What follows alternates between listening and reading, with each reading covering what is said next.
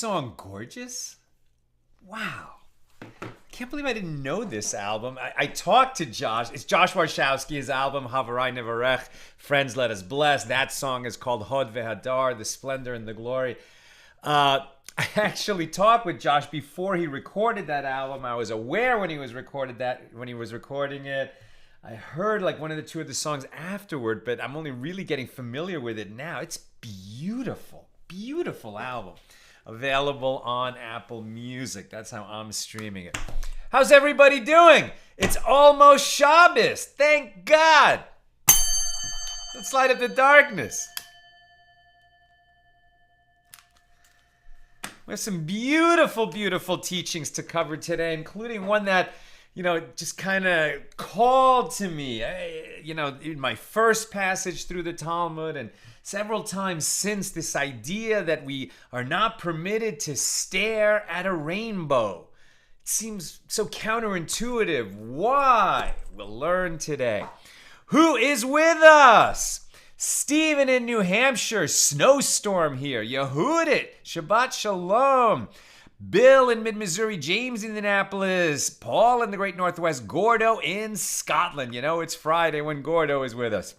Paula is saying Shabbat Shalom. Patrice in Utah. Helena in Finland, who was here at the very first AT Daily. Welcome, welcome. Karen in Northern California. Dale wishing Shabbat Shalom to all his brothers and sisters. Shandor in the Bronx. Renee in Indiana. Janet in Northern California. Clarice says Shabbat Shalom. Tom in PA. What's going on? Dude, saying I'm so sorry. It's 80 here and breezy. Janice in Southern California, Joyce in Philadelphia, David in South Bend, Indiana, Sharon in Lebanon, New Jersey, Paula loves the music too, Yosef in Lowell, Massachusetts. Sharon loves Josh Warshawski. Franco checking in from Trieste, Italy. See, these earlier shows really allow Europe to get into the picture. And before I say anything else, please, God, let there be peace in Ukraine. I mean, it's very, very serious situation. The only country in the world to have a Jewish president other than Israel is Ukraine. Zelensky has vowed he will not be removed. He's willing to lay down his life for his country. May peace come soon. I think Putin has bitten off quite a bit more than he expected. I heard there's been a lot of Russian casualties. Those boys in the Russian army, they didn't sign up, to go do the bidding of some unnecessary war. I'm not commenting on the politics, but really I'm praying for peace. Over there on the YouTube side, Aoife in Florida, Lynn in North Texas. Welcome, everybody. Big page. Let's get into it. Lots to cover today. We're going to be completing Mishna number 1 of chapter 2, right? Yeah, of chapter 2. We had some amazing teachings about the sages, their ascent in the mystical realms. We talked about that 4 went into the orchard. Only, as we'll learn today, Rabbi Akiva entered in peace and returned in peace. Right, Elisha ben Abuya went bad, came to be known as Achar, the other. Ben Zoma, Ben Azai died, and Ben Zoma went crazy. No, or is it? Which one was it? I want to make sure I get it right. I always get those two confused. Ben Azai died, and Ben Zoma lost his mind. Okay, so we covered those yesterday, the fates of Ben Azai, Ben Zoma, and Achar. So now let's talk about Rabbi Akiva. We're at the very bottom of 15b. And so the Gemara returns to the 4 who entered the orchard, who entered Pardes. It is stated above that Rabbi Akiva ascended in safety and descended safely, right? So that's how it's being translated here in the Koran Talmud. What does it say in Hebrew, right? Rabbi Akiva, Allah b'shalom ve'yarad b'shalom. He ascended in peace and he returned in peace, or descended in peace, right? In peace, in wholeness. With regard to him, the verse states, "Draw me, we will run after you. The king has brought me into his chambers," from the Song of Songs. Meaning he was able to come close to the king, ascend into that spiritual realm, have some kind of proximity and vision of God, and return safely. And the Gemara relates, and even Rabbi Akiva, the ministering angel, sought to push him out of the orchard. And the Holy One, blessed be He, said to them, leave this elder, for he is fit to serve my glory. To serve my glory. Now we're on 16a. And the Gemara asks, what verse did Rabbi Akiva expound that prevented him from making the same mistake as Achar? Recall that yesterday we saw that Achar, Elisha ben Abuye, witnessed this archangel, Menachem, seated in the presence of the Lord, and started to, reflect and think and cogitate and allow himself to think that there is more than one deity in the world, that this is not just a servant of God, but some other kind of power. And for this, he was castigated severely. But so Rabbi Akiva never made such a mistake. I mean, you'd think why would anybody make such a mistake? The one most fundamental tenet of Judaism that every Jew learns from when he's a baby, Hear, O Israel, the Lord is God, the Lord is one.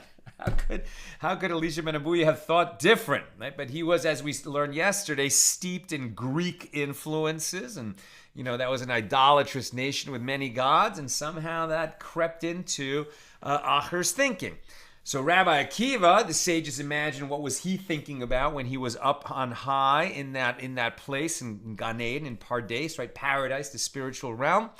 What verse did he cling to that allowed him to not make such a mistake that Achar made? Rabbah bar Chana said that Rabbi Yochanan said it was the following. From Deuteronomy 33:2. And he, God, he came ve'ata from the holy myriads, which he explained in this manner. He, God, is unique among his myriads of angels, and therefore he knew that he had merely seen an angel. And Rabbi Abahu said, Rabbi Akiva expounded the verse preeminent above a myriad from Song of Songs 5:10 to indicate that God is exemplary among his myriad. Elsewhere in the Talmud, we have this wonderful story that when God thought to create mankind, humankind, he consulted with the angels. This is the great humility of God, right? Why would God consult with creatures that God himself had created? But he did, right? And it's a lesson that we should learn before making big decisions. We should consult with others to make sure we're on the right track. God consulted with the angels. The angels said, what will be the deeds of man? I believe this is Sanhedrin 38. What will be the deeds of the humans? And God laid out for them how the humans will behave in this world. And the angels said, better not to create them. And what did God do? Like a fire went out from his pinky and wiped out all the angels that he had created. A myriad is 10,000. So minimum 10,000 and maybe many myriads. So then God created another host of angels. Said, I'm thinking about creating the humans. What will be the deeds of the humans? God shows them the deeds. The angels say, better not to create them. So God wipes out the angels. Makes a third bunch of angels. Puts it to them again, wants to create the humans. And this group, is smart. And they say, well, you're God. You'll do whatever you want. And so God creates the humans, and then years later, when there's the generation of the flood, who have become so wicked that God has chosen to wipe out all the humans and start over with Noah and his descendants, and then the angels look at God like, they don't say, we told you so, but and God says, what can I do? I love them. And until my hair is white, I will love them, right? So just God, we are so problematic, the evil that humans do, but God loves us anyway, right? All right, so this is talking about the myriads of angels which surround God. And Reish Lakish said, Akiva expounded the verse, the Lord of hosts is his name, Isaiah 48:2, and he is the master in his host. So why would we ever confuse, no matter how many angels there are, no matter how glorious the angels are, they're just nothing but an inkling, a creation. They may be more spiritual and mighty than we are, but they're as nothing compared to God. So why would we ever mistake an angel for God? It's just because of our limited vision that we might do that. And Rav Chia bar Abba said, and so if you ever find yourself, somehow transported up to heaven and among the myriads of angels, and you're overwhelmed by the light and beauty and music, etc., cling to these verses, right? These are the hosts. They're just the hosts. They were created by God. God made all this possible. I cling to God. I cling to God. That must be what Rabbi Akiva did. And Rav Chia bar Abba said that Rabbi Yochanan said Akiva expounded these verses. But the Lord was not in the wind, and after the wind, an earthquake. But the Lord was not in the earthquake, and after the earthquake, fire. But the Lord was not in the fire. This was the vision of Elijah, right? It was either Elijah or Elisha, but I think it was Elijah who was in the cave, right? And then God sort of passed before him. And God was not in the roaring thunder, the great wind, or the lightning and the storms, but in the still small voice after all that phenomena. That's what we're reading here. But the Lord was not in the wind. And after the wind, an earthquake. The Lord was not in an earthquake. And after the earthquake, fire. But the Lord was not in the fire. And after the fire, a still small voice.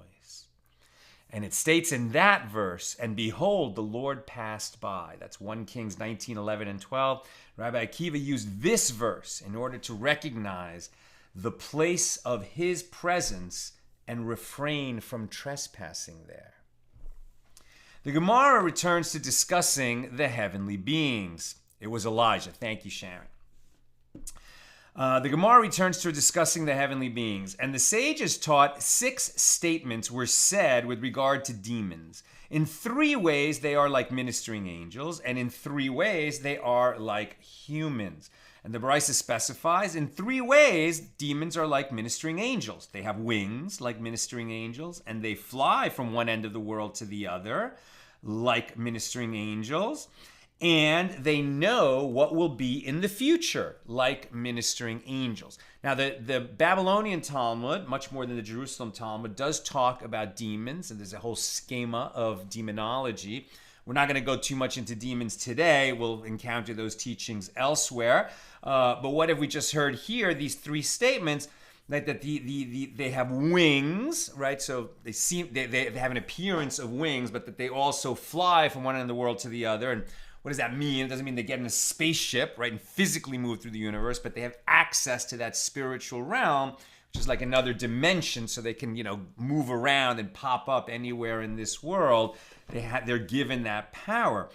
And they know what will be in the future, like the ministering angels. And the Gemara is puzzled by this last statement. Should it enter your mind that they know this? Not even the angels are privy to the future. Rather, demons are able to hear from behind the curtain when God reveals something of the future, like ministering angels. So they have access to that spiritual realm. They're not some kind of free agents, right, that have their own independent power. Elsewhere, we learned that a demon is created whenever a person sins in this world. It's like we create a very negative spiritual energy that lingers on after the sin is created. But likewise, when we do a mitzvah, an angel is created, right? And both this and that, the demon and the angel, will testify against us on the day of judgment. The angel for all our mitzvahs and the demon for all our transgressions. But here we're saying, so the angels have access to that spiritual, the demons have access to that spiritual realm, and when God speaks within that realm, the humans don't hear it, but the demons do. And in 3 ways, demons are similar to humans. They eat and drink like humans, they multiply like humans, and they die like humans, unlike angels. 6 statements were said with regard to humans. In 3 ways, they are like ministering angels, and in 3 ways, they are like animals. And the bereshis explains, in 3 ways, humans are like the ministering angels. They have intelligence, like ministering angels, and they walk upright, like ministering angels, and they speak in the holy tongue, like ministering angels. That's Hebrew.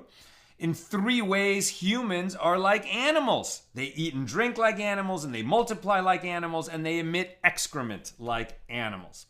The Mishna taught whoever looks at 4 things It would have been better for him had he never entered the world. Now we're getting back to the first Mishnah here of chapter 2, which we've been discussing. And what are these 4 things? If you look at them, it would have been better for you never to have been born. Anyone who reflects upon that which is above the firmament and that which is below the earth, what was before the creation of the world and what will be after the end of the world. This is how we got into this whole long discussion that we've been on about the dangers of contemplating Maaseh bereshis, the act of creation, and Maaseh Merkava, right? The design of the divine chariot, right? So these are the mystical explorations. So going back to the Mishna, it said, if you think about what came before the world and what will be after the world, what is above the world, what will be below the world, sort of outside the physical universe, you're going to get yourself in big trouble. And the Gemara asks, okay, granted, it is prohibited to reflect on what is above and what is below and what is after, meaning the whole universe. This is fine since one is examining things that are not part of the world but lie beyond it.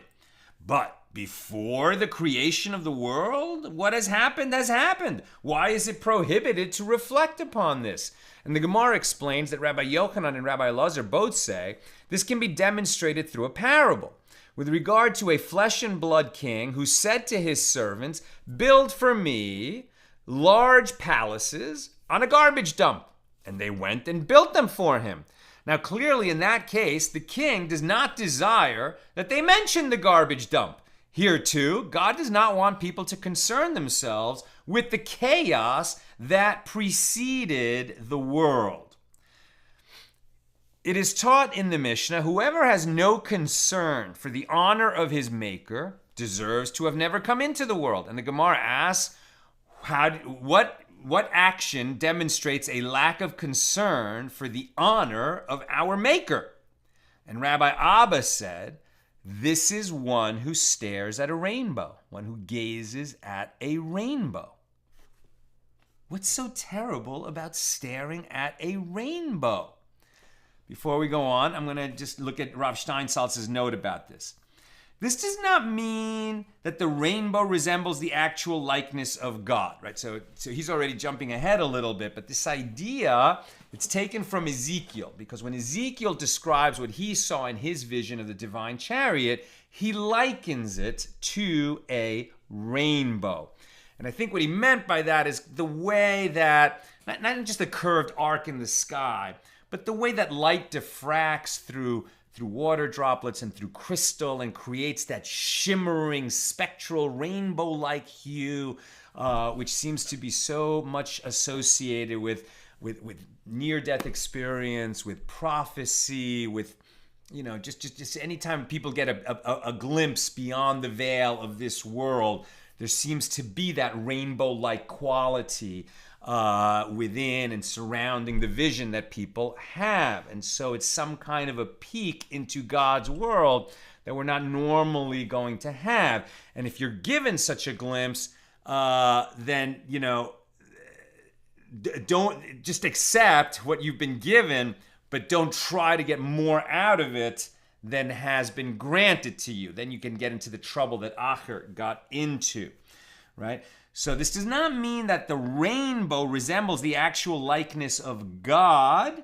That's not what Ezekiel was saying. He was just giving you a little bit of a metaphor. Rather, the obscure nature of the rainbow, as those who observe it see different hues depending on their position of observation, is comparable to the glory of the divine presence, right? Which you can never grasp what you're seeing. It keeps shifting, and whatever you see is not what somebody else is going to see from a different perspective.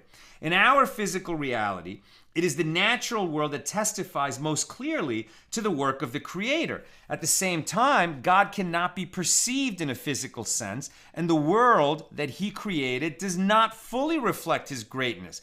The rainbow is a metaphor for this state of affairs, says Rav Steinsaltz. Since the rainbow has no physical essence, it is merely the product of light shining on droplets of moisture in the atmosphere.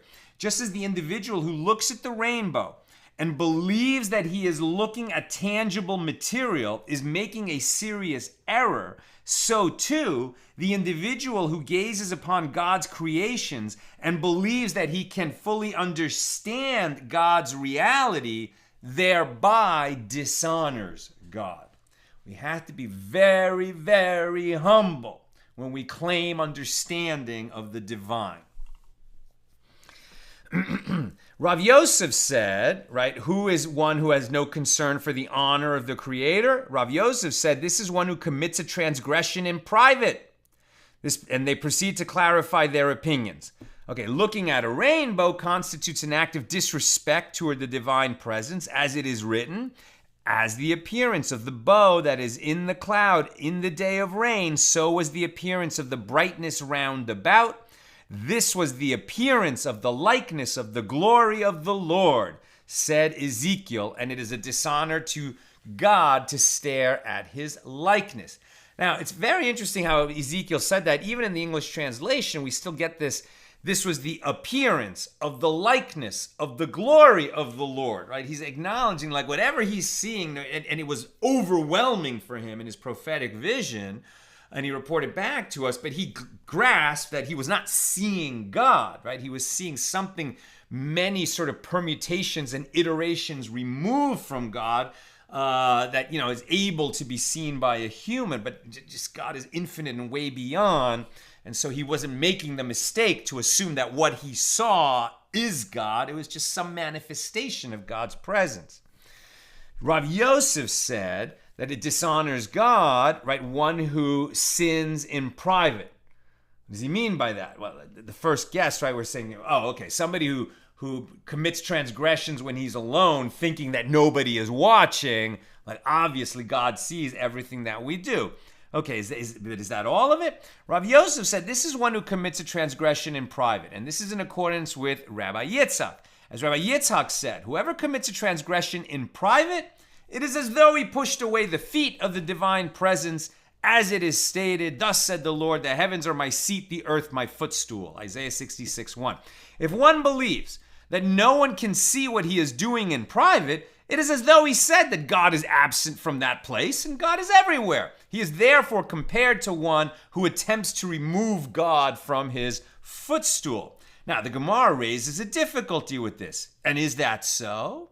But didn't Rabbi Ella the elder say, if a person sees that his evil inclination is overcoming him, he should go to a place where he is unknown and wear black and wrap himself in black in the manner of mourners, because he should be ashamed of his weakness, and he should do there what his heart desires that he do, that what his heart is desiring so strongly, but let him at least not desecrate the name of heaven in public, right?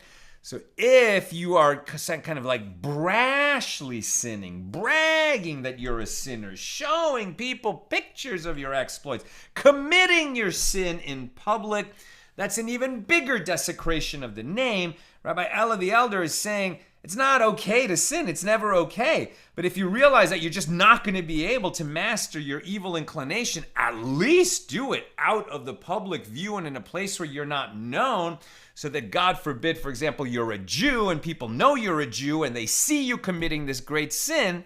That would be an even greater desecration of the name.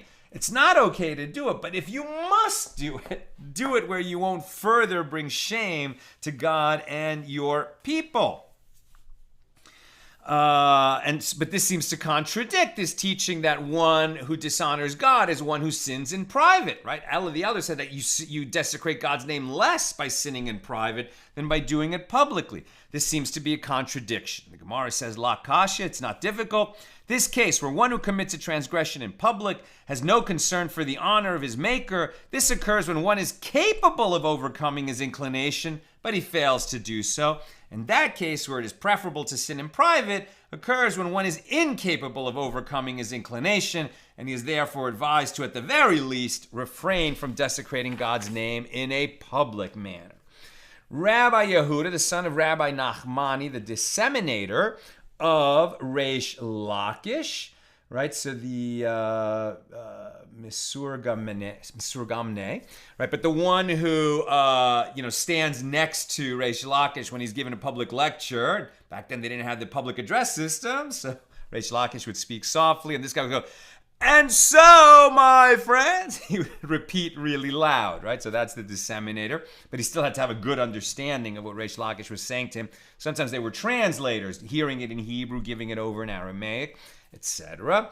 Okay, but Rabbi Yehuda, the son of Rabbi Nachmani, the disseminator of Reish Lakish, interpreted a verse homiletically. Whoever looks at the following three things, his eyes will grow dim.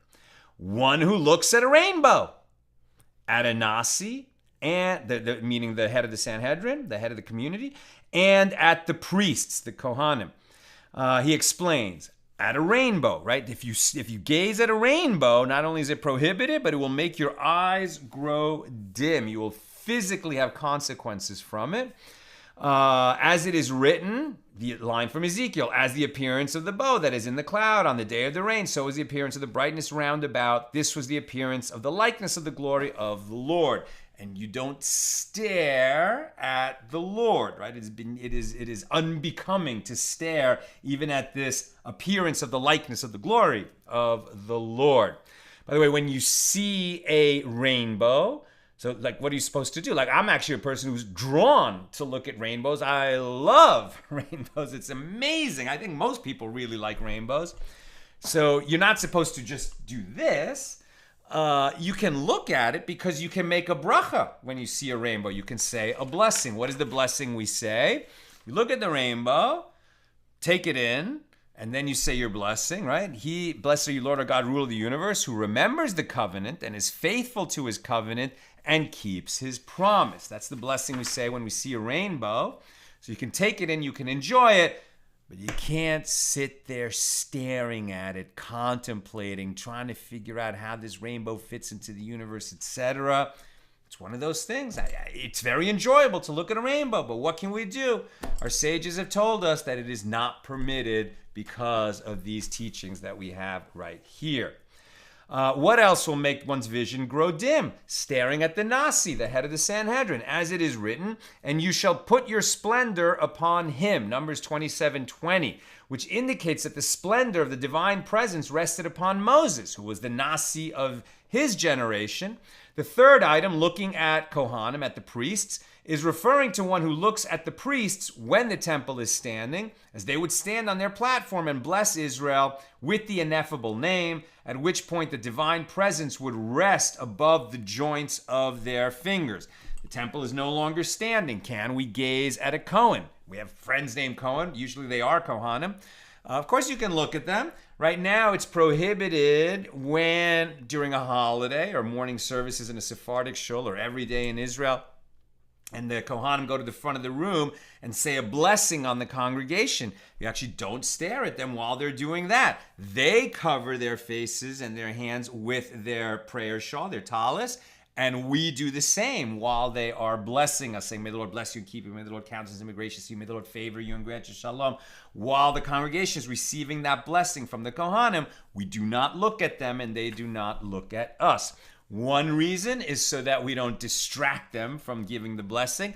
And another is because some measure of the divine presence is resting on them when they are blessing us. That's why they remove their shoes before they bless us, and they have their hands washed for them by Levium. I'm a Levite, so I have many times washed the hands of a Kohen before he gives us that blessing. It's a very holy, sacred thing that's going on, and we don't stare while it's happening.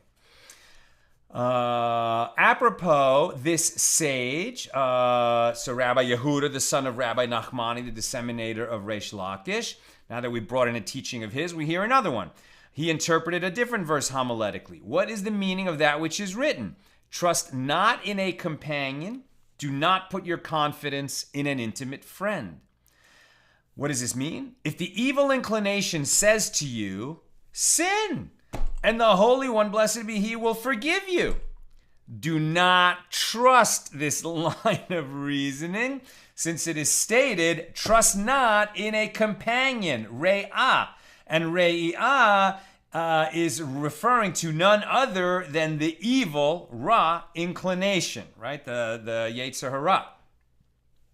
As it is stated, for the inclination of the heart of man is evil. Ra, right? Genesis 8:21, that was in the incident of Cain and Abel, when Cain is thinking about killing his brother. The inclination of man is evil from his youth. And intimate friend, this phrase is referring to none other than the Holy One, blessed be he. As it is stated, Jeremiah 3:4, you are the intimate friend of my youth. Lest you say, since I am acting in private, who will testify against me? The stones of the house and the beams of the house of each person testify against him. As it is stated, for the stone shall cry out of the wall, and the beam out of the timber shall answer it. Habakkuk 2:11. Right? So it's not only that God sees everything, but on the day of judgment, God will call witnesses to say, yes, this guy sinned. And who are those witnesses? No people were around, but this is God. He's not limited in any way. He can even call inorganic objects to come up and testify what they have witnessed, that we've sinned in private. And the sages say, a person's soul shall itself testify against him, as it is stated, guard the doors of your mouth from she who lies in your bosom. Micah 7:5. What thing lies in a person's bosom? You must say it is his soul. And Rabbi Zerika said the two ministering angels who accompany him, i.e.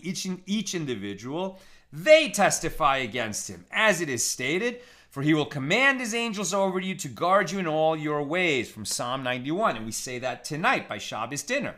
That he sends his angels will accompany you as you come and as you go, henceforth and forever. And the sages say a person's limbs testify against him on the day of judgment. As it is stated, therefore you are my witnesses, says the Lord, and I am God. Isaiah 43:12, which indicates that each individual becomes his own witness and testifies against himself on the day of judgment. Presumably on the day of judgment, we will now be souls returned into the world of souls, and we will have tremendous vision to look back over our entire lives and go, oh, how many face palms will we do over the ways we behaved while we were living in this world? Oy vey, may they be fewer than not. That concludes our discussion of Mishnah number 1 here in chapter 2 of Tractate Chagigah. We're on page 16. I don't know if I said that earlier. Now we're going to do Mishnah number 2. We're at the bottom of 16a and quickly going over to 16b. Yosei ben Yoezer says not to place one's hands on offerings before slaughtering them on a festival, because this is considered performing labor with an animal on a festival. We bring festival offerings, the Chagigah that we're talking about, the festival peace offering. Is it part of bringing an offering when the temple is standing to place one's hands on the animal? That's called smicha. But if you place your hands on an animal and you lean on the animal, it's as if that animal is performing labor for you, and that's prohibited on a festival. You might say the animal's consecrated, it's prohibited to do labor with it anyway, but at any rate, they're going to argue, and this issue did not get resolved for generations and generations of sages, as we'll see. Do you do semicha or not when bringing a festival offering? So Yosei ben Yoezer says don't. Yosei ben Yochanan says yes, you place your hands. Yehoshua ben Parachia says don't place your hands. Nitai Harbeli says you place your hands. Yehuda ben Tabai. Who are these sages that are being brought down? Let's return for a moment to Pirkei Avos. If you start Pirkei Avos 1:1, the chapters of the fathers, right, the greatest hits of Jewish wisdom, Pirkei Avos 1:1, Moses received the Torah from Sinai and he passed it on to Joshua. Joshua to the elders to the prophets, and the prophets to the men of the great assembly. And they, the men of the great assembly, said 3 things. And I'm not going to give all these teachings. And then the men of the great assembly, well, Shimon the righteous was one of the last men of the great assembly, and he used to say some of his wisdom. And then Antigonos of Socho received the oral tradition from Shimon the righteous. This is the chain of transmission of the oral tradition that goes all the way back to Moses at Sinai, right? And it came through the elders to the prophets to the men of the great assembly. Shimon the Righteous was the last. He gave it to Antigonus of Socho. Antigonus of Socho transmitted the oral tradition to Yosei ben Yoezer of Tzereda and Yosei ben Yochanan of Yerushalayim, of Jerusalem. They give over a couple of their teachings, and then Yehoshua ben Parachia and Nittai of Arbel received the oral tradition from them. A couple of wisdom sayings from these two, and then Yehuda ben Tabai and Shimon ben Shetach received the oral tradition from them. And then a couple teachings of theirs, and then Shemaiah and Avtalion received the tradition from them, and Hillel and Shammai received the tradition from Avtalion and Shemaiah. So once we got past Shimon the Righteous and Antigonus of Socho, then we get into the pairs of leaders, and that's going to become very relevant now. So 2 in every generation, like the most famous Hillel and Shammai. So Yehoshua ben Parachia says, don't place your hands on the festival offering. Nittai Ha'arbeli says, place your hands on the offering. Yehuda ben Tabai says, don't place your hands on the offering. And Shimon ben Shetach says, place your hands on the offering. Shemaiah says, place your hands on the offering. Avtalion says, don't place your hands on the offering. Hillel and Menachem did not disagree with regard to this issue. Menachem departed from his post and was replaced by Shammai.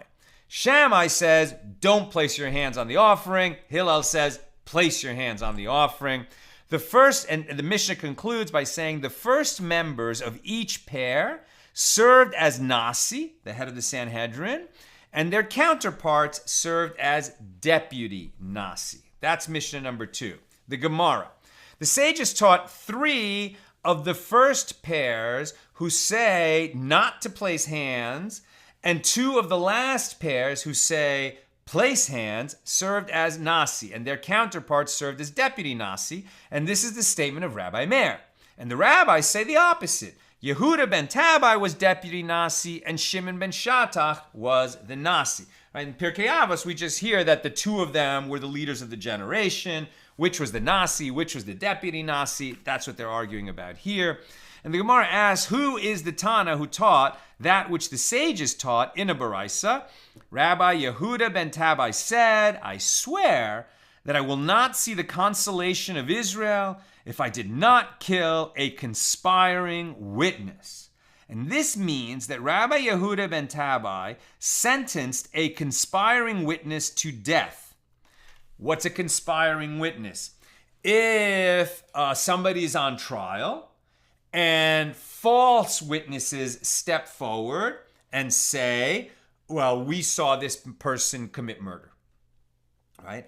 And then based on that testimony, the defendant gets executed for committing murder, and then it's proven that these 2 witnesses were never there, they never saw it. Right? They never saw, they weren't witnesses, they're false witnesses, and they acted together, right? They planned to be a pair of false witnesses together. Then the Torah says that the punishment that they sought to bring onto the defendant comes onto them. All right? They get punished with execution. The interesting question that comes up is, are they executed? Does it make a difference whether the defendant that they sought to falsely accuse, whether he actually gets sentenced to death or not? Interestingly, if they seek to have that person executed, and then the judges see through it, they bring other witnesses that prove the false witnesses are liars, then the false witnesses are executed.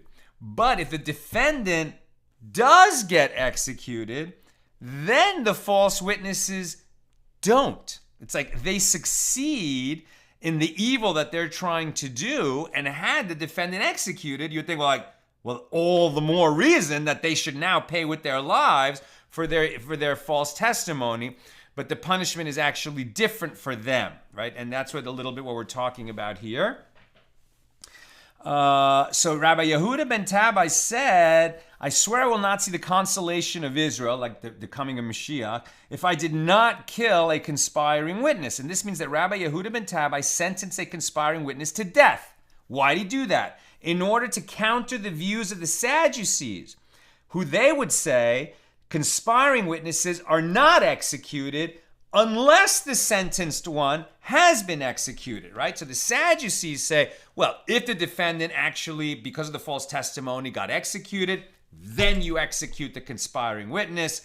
But if he wasn't executed, but the false witness, the false witnesses tried to achieve that result, then their intent, they committed the conspiracy and the bearing false witness, and they should be executed for that. And he, as sitting as the judge, had this conspiring witness executed. Shimon ben Shattach said to him, and so the Sadducees' views oppose the traditional view, which maintains that conspiring witnesses are executed only if the one sentenced by their testimony has not yet been executed. What? Why would that happen? Now, here's Rav Steinsaltz's explanation of this. The law with regard to conspiring witnesses appears in the Torah. It says, if an unrighteous witness rises up against any man to bear perverted witness against him, and the judges shall inquire diligently, and behold, if the witness is a false witness, then you shall do to him as he conspired to do to his brother. Deuteronomy 19:16. And the specifics of this law are analyzed in great detail in Tractate Makot. Now, the law is such that not all witnesses whose testimony has been rejected, even proven liars, are considered conspiring witnesses. A witness has the status of a conspiring witness only if there is proof that he could not possibly have been at the place of his testimony at the particular time that he claimed to have been there. Other witnesses saw him in another town when he claimed to have witnessed the crime. So first of all, it has to be proven that they couldn't have even seen it. They weren't there. If they were there and they're just lying about what they saw, that's just going to be, different witnesses claiming they saw something slightly different or very different, but that's not going to be a conspiring witness who can be executed for it. Only one who couldn't have even been there at all, and it's proven, could be a conspiring witness. And wait a second. A witness has the status of a conspiring witness only if there is proof that he could not possibly have been at the place of his testimony at the particular time that he claimed to have been there. The Sadducees understood the Bible as saying that a conspiring witness is punished for causing bodily or monetary harm to another, whereas the tradition of the sages, based on a careful reading of the phrase, as he conspired to do, is such that a witness is punished only if he conspired to bring about a sentence that was not actually carried out. The tradition is considered a Torah edict, not requiring a logical reason. They get that this sounds bizarre to us, and like the one that you only execute them if they did their part to try and have the defendant executed, but the defendant, the judges saw through it and didn't kill the defendant. Then you do kill these conspiring witnesses, you execute them. But if they succeeded in their conspiracy and had the defendant executed by the court, then we don't execute the conspiring witnesses. Why? It's so weird, like we can't quite grasp it, and they get that doesn't sound logical. However, logical reasons for this halakha can be suggested. First, the conspiring witnesses brought about the death of an innocent person. Their sin cannot be atoned by their execution, right? These people are going to end up in Gehenna for maybe forever, maybe for or at least for a very long time. Often, when we die, like our death is an atonement for various things that we've done, and now we arrive sort of fresh as a daisy in the world to come. This person will die with his sin upon him. Second, were the conspiring witnesses to be executed, it would become publicly known that the court made an error in its judgment, and this would harm the authority of the court. It's not like these people are going to get off scot-free, believe me. But the question is whether they're going to be executed by this court. Now, it's a complicated issue. We'll come back to it in Makot. Shimon ben Shattach said to him, to Yehuda ben Tabai, after he had one of these conspiring witnesses executed, Shimon ben Shattach said to him, I swear that I will not see the consolation of Israel if you did not shed innocent blood. You blew it, Yehuda ben Tabai. You should not have done this. As the sages said, conspiring witnesses are not executed unless they are both found to be conspirators. They have to be working together as conspirators. If only one is found to be a conspirator, he is not executed. And they are not flogged if they are liable to such a penalty unless they are both found to be conspirators. And if they testified falsely that someone owed money, they do not pay money unless they are both found to be conspirators. Right? People take an oath to tell the truth when they testify before the court. So already you're invoking God's judgment, when you stand up to give testimony. It can obviously happen that witnesses who are honestly trying to report what they saw will end up having conflicting testimonies. Happens all the time. It's the nature of humans, and they didn't want to discourage people from just being afraid that they would make a mistake and therefore not coming forward. But having heard this reprimand from Shimon ben Shattach, Yehuda ben Tabai immediately accepted upon himself not to rule in any matter of law unless he was in the presence of Shimon ben Shattach, as he realized he could not rely on his own judgment. Beautiful teaching there, because this Yehuda ben Tabai was like the leader of the generation. And for him to say, you know what, I don't trust my own judgment. I'm always going to work together with my partner here, Shimon ben Shattach, so that we don't make a mistake, so that I don't make a mistake. The bereshis further relates, all of Yehuda ben Tabai's days, he would prostrate himself on the grave of that executed individual, the conspiring witness that he, mistakenly had executed, to request forgiveness. And his voice was heard weeping, and the people thought that it was the voice of the executed person rising from his grave. Yehuda ben Tabai said to them, "It is my voice, and you shall know that it is so, for tomorrow," i.e. sometime in the future, "he will die," and I was referring to himself, "at some point I will die, and my voice will no longer be heard." And Yehuda ben Tabai was referring to himself, but he did not want to mention something negative about himself in direct terms, right? So someday this man will die, meaning that someday, he himself would die. Rav Achar, the son of Rava, said to Rav Ashi, "This provides no conclusive proof that the voice was not that of the executed man, as perhaps ben Tabai appeased the executed individual in the world to come, or alternatively, the latter may have prosecuted him by the law of heaven, and that is why his voice was no longer heard." The Gemara returns to its original question. Whose opinion does this bereshis follow? Granted, if you say it is in accordance with that of Rabbi Meir, who said that Shimon ben Shattach was the deputy Nasi, while Rabbi Yehuda ben Tabai was the Nasi, that explains why he had previously issued a halachic ruling in the presence of Shimon ben Shattach to execute the conspiring witness, and only after that unfortunate incident did he undertake to issue rulings only in the presence of his colleague. But if you say that the bereshis is in accordance with the sages who said that Yehuda ben Tabai was the deputy Nasi and Shimon ben Shattach was the Nasi, so why did Yehuda ben Tabai need to make such a commitment? May the deputy Nasi issue a halachic ruling in the presence of the Nasi? You always let the Nasi make the ruling. And the Gemara refutes this. No, what did he mean by accepting upon himself not to rule on his own? He spoke with regard to joining the ruling of others. Even with regard to joining the ruling of others, he would also not join until he first heard the view of Shimon ben Shattach in his newfound humility. It is taught in the Mishna, Menachem departed and Shammai entered. And the Gemara asks, where did Menachem depart? We always hear about Hillel and Shammai, were the last of the pairs, who transmitted the oral tradition. They always, always mention them together, Hillel and Shammai, Hillel and Shammai. Later, their students would argue, Beis Hillel and Beis Shammai. Who's Menachem? So it was taught in the Mishnah, Menachem departed and Shammai entered. So the Gemara asked, to where did Menachem depart? And Abaye said he departed and went astray. Therefore, the Mishnah did not wish to delve into the details of his case. Rava said he departed for the king's service.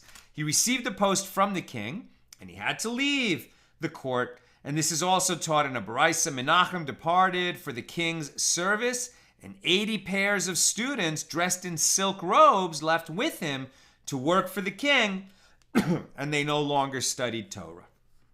Rav Shimon bar Abba said that Rabbi Yochanan said, a rabbinic decree, a shavut, should never be taken lightly in your eyes, since placing hands on the head of an offering on a festival is prohibited only as a rabbinic decree because it is considered making use of an animal, which is not considered a prohibited labor, but merely resembles one. And yet, the greatest scholars of each generation, generation after generation, disputed it.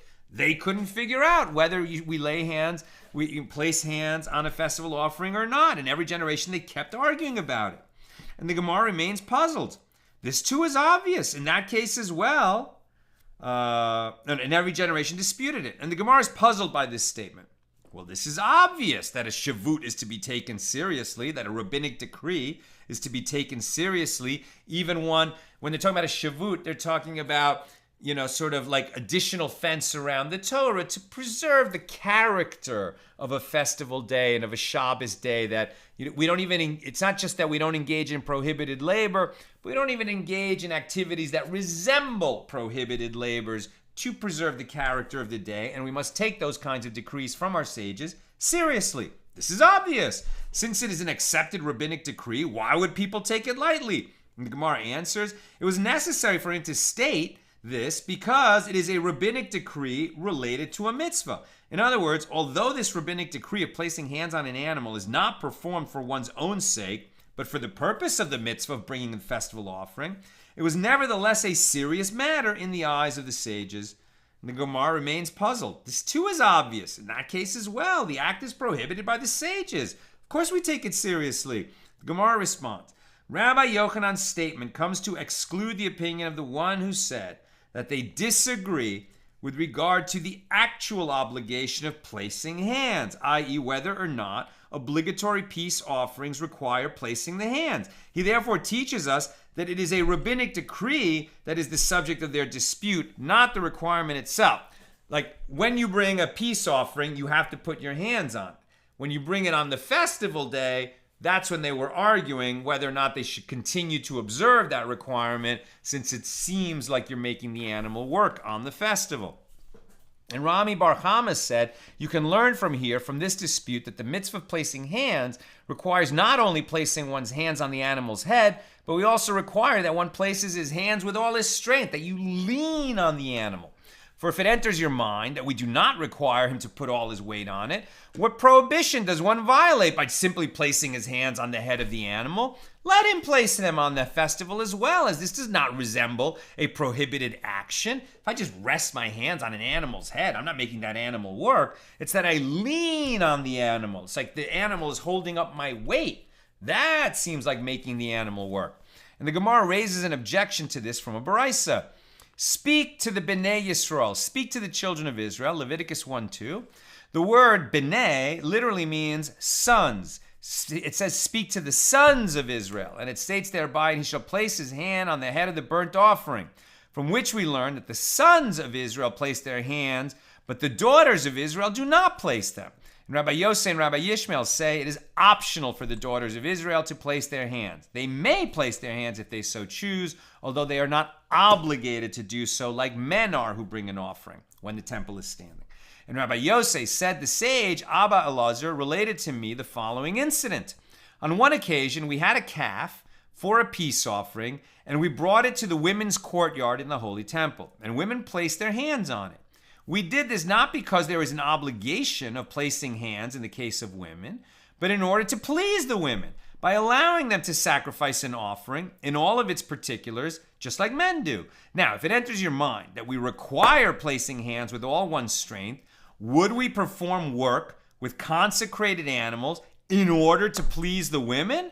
Placing one's hands forcefully on an animal is considered performing work with the animal, and if one does it without being obligated to do so, as it's a part of the procedure of bringing the festival offering, if you did that when you were not obligated, why would we let you do something that is like working an animal on a festival? Rather, isn't it correct to conclude from this that we do not require placing hands with all one's strength, and that's why we allowed the women to do it on a festival? And the Gemara rejects this. Actually, I could say to you that we do require placing the hands with all one's strength, but here they allowed the women to place their hands by saying to them, ease your hands and do not press forcefully, so that their hand placing should not constitute work. Since the women are not obligated, they don't have the exemption from doing something that would normally be prohibited, since in this case it's obligated, but they're not obligated. So if they want to have the whole experience of bringing an offering on the festival, you can put your hands on the animal, but don't lean on it. Just put your hands on it gently. And that's what they said to the women on that day. Where am I?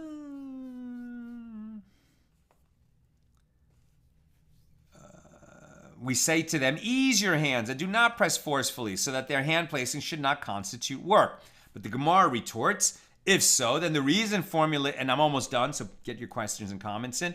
If so, then the reason formulated as not because there is an obligation to place hands in the case of women would be irrelevant to this law. Let them derive the permission of women to do so from the reason that it is not considered placing hands at all. If placing hands must be performed with all one's strength, this action the women are performing does not constitute placing hands.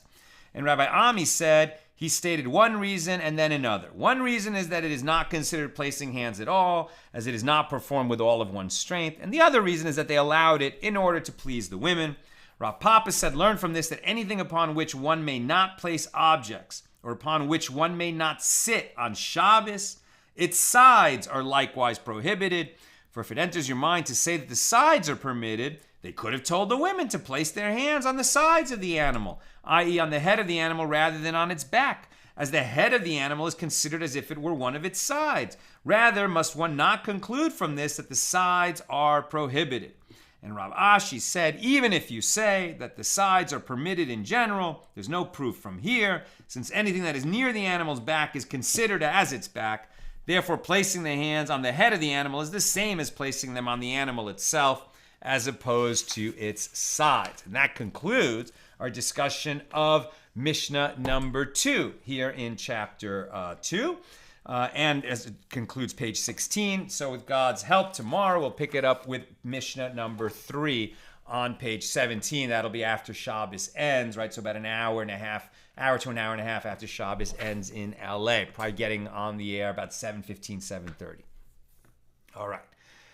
Any questions today on Chagigah 16? We said a mouthful today. Here we go. Andrew Stiller.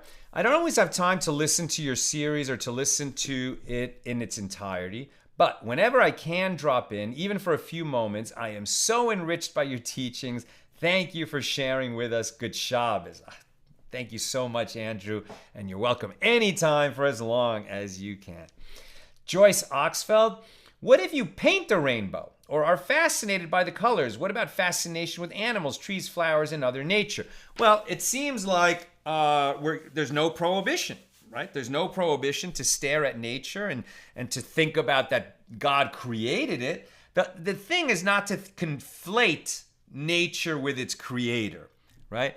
Don't start to, stare at the beauty of God's creation like as if you're seeing God, or God forbid it's some other deity. As long as you're appreciating that God made it, you're good. With the rainbow, it's a little, because the appearance of the rainbow somehow suggests a little bit of what it's like to gaze on God's very presence. We take it in, we look at it, we appreciate it, and we don't keep staring at it. But I don't see any prohibition about painting a rainbow, looking at a rainbow. Like, once you're recreating a rainbow, look at that all you want, because you're not staring at the rainbow itself. And any, human recreation, whether it's painting, video, photography, anything like that, now you're looking at something indirect, and that's not going to suggest the presence of God, is my understanding of this. Renee, we learn to make a bracha, to recite a blessing, to acknowledge the wonder, but we don't become mesmerized by the wonder so as not to dishonor the maker of wonders. You don't need a question mark on that statement, Renee. I think you said it beautifully. Elvis, question. Isn't one of the most profound differences between humans and angelic beings is that we have free will and angels do not? Agreed. In that sense, does our free will, which God also possesses, provide the basis of saying that humans are creating in God's image? It's a beautiful teaching, Elvis. And I would say, yes, that's definitely one of the aspects of the humans that make us, like God, right? Obviously, a very pale imitation of God in our finiteness, right? And it's so finite because we're mortal. But yes, right, that is a huge difference. And that was the argument that Moses spoke to the angels. When God ascended to heaven to receive the Torah, the angels were saying, you're going to give this, dirty mortal who eats and poops and, is so lowly. You're going to give him this treasure that you've, guarded for hundreds of generations up here in heaven. You're going to give it to them? Give it to us, the angels, right? And then God said to Moses, well, okay, defend yourself and your people. And Moses said, well, do you have fathers and mothers that you need to honor them? And do you have appetites that you need to squelch them? And, do you have an evil inclination that you need to overcome, etc.? And the Torah is just not applicable to the angels. So it was given to us because we have free will. And the angels are jealous of us that we have this choice and this ability to, give God so much joy by choosing to do good when we have that free choice, right? Exactly. And finally, an off-topic question, says Nina from Thomas Paul Wade. Do you think some ideas from Buddhism are from Judaism, like reincarnation and also mysticism? I wonder if the Buddhists are lost tribes of Jews that were exiled during the time when the tribes were dispersed. There is a Messiah called Maitera who will unite all people. So I don't know, anything. I just never comment on other traditions, even if I've learned a little, because I know that whatever I learned, it's completely inadequate, and I'm not qualified to say anything about other traditions. About your question, I'll just say that there is a tradition in Judaism that at the time of Abraham, right, the original Jew, and sort of like the Jewish covenant would be transmitted from Abraham to Isaac and from Isaac to Jacob. But Abraham had other children. There's Ishmael, right, who is considered the father of the Ishmaelites, who are the Arab peoples, and eventually Islam would arise from the descendants of Ishmael. But then Abraham had later kids, right? After Abraham and after Isaac and Ishmael, he had other children later in life after Sarah died and he married another woman. Many people say that it was Ishmael's mother that came back into his life and he married her. They had more kids, and there's just one brief verse in Genesis where it says that Abraham sent them east with gifts. And there's a lot of people that think that, it was kind of sending those teachings of Abraham and his understanding of the world and how it works east, like to India, right? That's where, and so that there's this idea, that there's ideas, of the Abrahamic tradition, even though India is very much, pantheistic type of traditions over there. But I believe that, right, Buddhism was born in India. And so it may be that, that Buddha came to know some of these traditions which had originated with Abraham. This is all speculation. You can hear, dissertations about this topic, but of course no one knows for sure.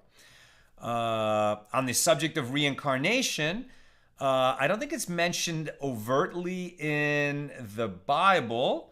But it is very much a part of the oral tradition.